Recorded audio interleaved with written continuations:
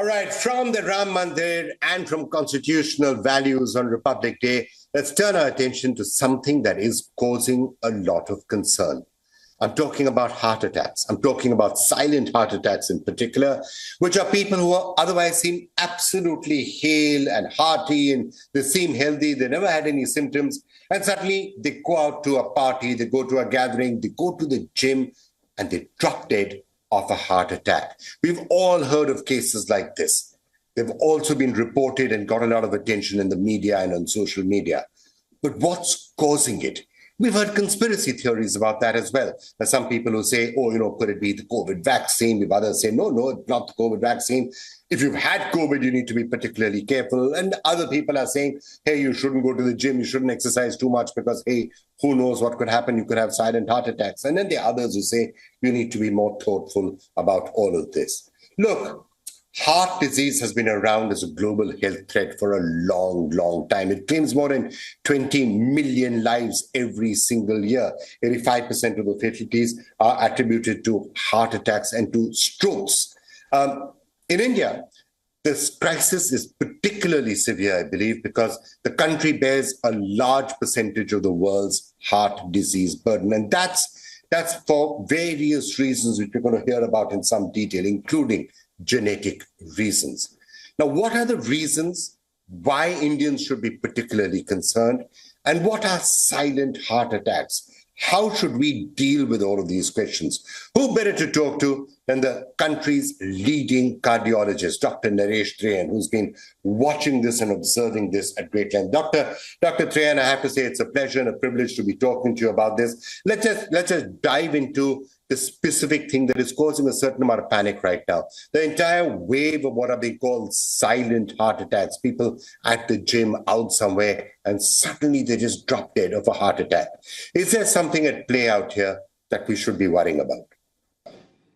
So, Vikram, as it is, India ranks as the capital for heart disease, that is coronary artery disease. And there are several reasons which we have identified already.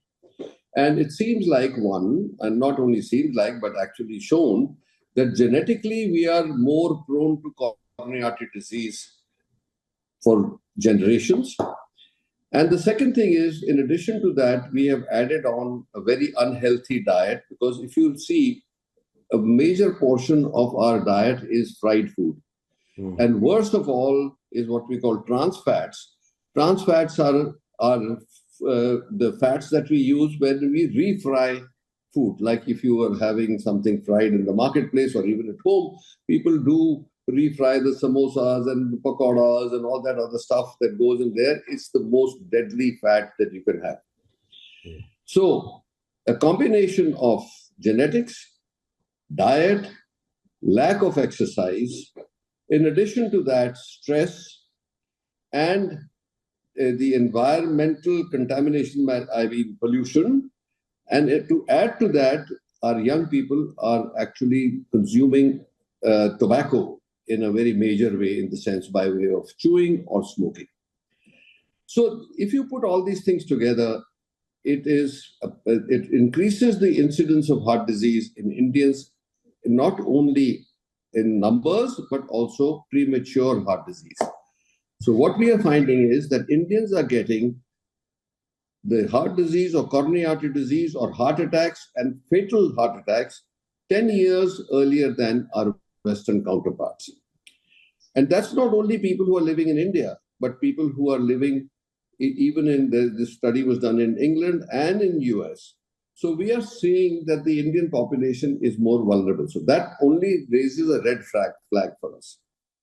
Dr. Trehan, everything that you've said is absolutely correct. And there are reasons why Indians need to be particularly careful: food habits, genetics, lack of exercise, all those factors you were talking about. But what's bizarre about some of the recent deaths that are taking place are many of them seem to be relatively healthy people. Many of them are people who've been taking care of them. In fact, people are dying in the gym when they are going there, they're exercising, they're concerned about their heart, so they're going to the gym and they're exercising. And paradoxically, some of those are the people who are dying. They're doing cardio and suddenly they're dying. Why is this happening? So let's add the background to the current state of one. Like I said, if you have heart disease in your family, there is a double the chance or that the children will get heart disease. So if you know that you have genetic propensity in your family and your chances are double, you need to be extra careful. That means if you want to do excessive or vigorous exercise, you must be tested before that. Because heart disease, even today, thousands of Indians will go to sleep happily living their life and not wake up in the morning. So that means we call it the silent killer. It does not always come with a warning. Yes, especially in diabetics. So it must be understood that if you have in your family, like we are saying, recognize your genes. That if you have heart disease in the family, you have suddenly started doing exercise which is vigorous, then, and if you by any chance have diabetes, and you are obese, and you are a smoker, that means that you may have silent plaques inside your heart, inside the arteries of the heart, which may rupture while you are doing vigorous activity. So the way we really want to protect these people is the following. One, today, if you look at it, the genome sequencing has been done in its completeness. It used to cost a lot of money, over a lakh of rupees. Now it's available for less than 20,000 rupees, where you can recognize who are the people who are at a high risk of developing coronary artery disease, because if you have polygenic gene mutation, then we know that those people are very vulnerable. Second is, like I said, your lifestyle. So if you look at what should we be doing, rather than the just concentrating on the fact that people died, and it has only warned us that just because you're young, just because you're taking care of yourself, just because of you look good on the outside, does not guarantee that you don't have heart disease growing. So what are we saying today? By the age of 25, everyone who is active, wants to do vigorous activity, no matter how healthy you are, should have your first screening. So all of that screening really tells you how much of a risk you're at. Do people have to do this every year, or is this something they can do every 4 or 5 years? So let me complete that. So what we are saying is, we are talking about your health Janampatri. You have that. Okay. So you know where you stand on that escalation of health problems. Second, depending on if your risk is very low, we will do the next checkup at 5 years from then. If there is already signs of that things are getting already affected, then we will do it after 2 years. If you have evidence of changes right now, then we should do the checkup every year. All right, Dr. Trehan, let me turn to some specifics now. Now, obviously, if you've had severe COVID, then yes, that is something you should keep in mind. But what about vaccinations? Because I'm hearing people saying, oh, you shouldn't get boosters done, you shouldn't get vaccination done, because that could potentially factor into silent heart attacks. Is that correct, or is that wrong? So, there is no evidence really that the vaccines that we used in India were really causing any myocarditis. Myocarditis is inflammation of the heart muscle. There is evidence, although in a very infrequent way, that mRNA, the RNA vaccines, did cause myocarditis in a very small subset of people. So just to be clear, you're saying that as per present evidence, it's likely that Covishield is safer than the Pfizer or the Moderna vaccines were. Right. So that is why we are saying that maybe in India, vaccine did not have any detrimental effects or addition to the number of heart attacks. Yes, what we warned then, and we are warning even now, because some people are getting COVID again. If you happen to get COVID and you are a vigorous exerciser, or for the first time you want to go exercising, you should have a checkup before you indulge in vigorous activity. So let me try and clear up another myth from you. Obviously, some of the things that you said, you should screen yourself, don't smoke, yes, that's obvious, don't eat too much fried food, that's also obvious. But what about exercise? Should people be exercising and exercising vigorously, or should they not be exercising because of some of these concerns? What's the general principle out there? Presumably they should do some exercise.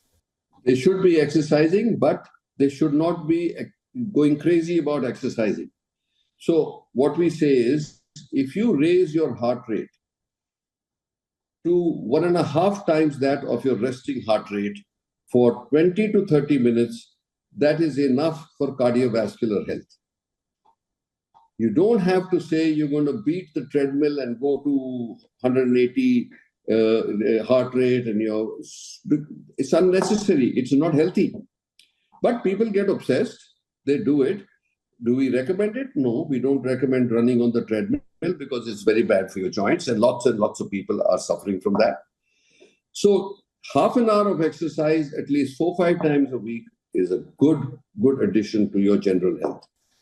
Hang on a minute, Dr. Trehan, because what you're saying is really interesting and somewhat radical.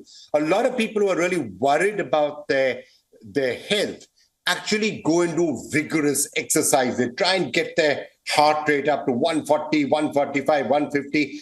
That's considered cardio. That's considered good cardio. Now you're saying you do not need to do that, and perhaps you shouldn't even do that. If your resting heart rate is 65, 70, you should get it up to 110, 120, but not necessarily higher than that. Is that what you're saying? I'm saying two things.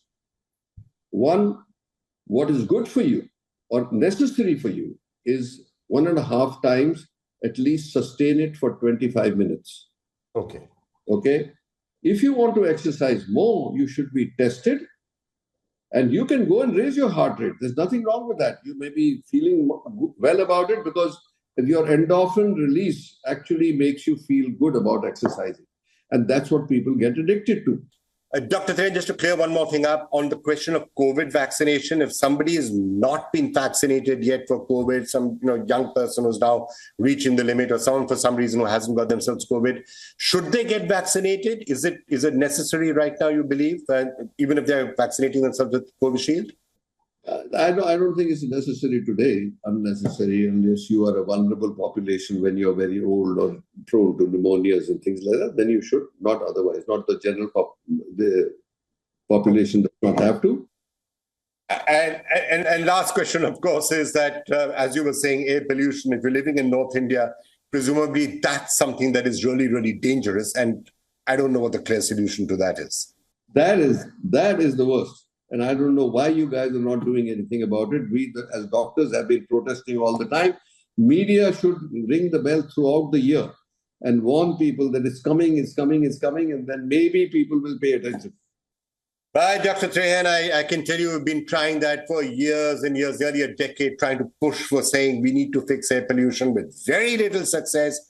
But I promise you, we will keep at it. We'll keep trying it. Thank you so much, Dr. Trehan, for joining us.